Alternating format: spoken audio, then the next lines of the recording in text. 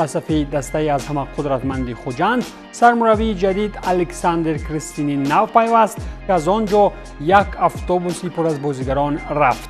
در قطار نفرانی رفتگی و از صف عقابان کبود ارتیوم سردیوک، پول کمالافه، سرگئی اسکانیان، اسدبек جورابекزода، شهبان نعیموف و خورشید تیمور جورایف می باشند. ولی داوید موتوری پیروز یافته در دوئل پولی بر روشنی کلوب باشد قرار کرد که دیگر پای از آن سوی نقب شمال این طرف نگذارد.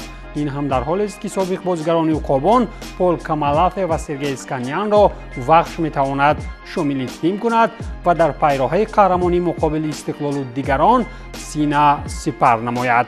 اویبک عبدالغفار و ساموئل افوری باشند با احتمالیت زیاد میتوانند نیمه دوم موسم را در صف برقچی گذرانند و این دسته برق تاجیک در ادامه میتواند از دل خود دسته های لیگ اولی خالهای درکاری را کشیدن گیرد.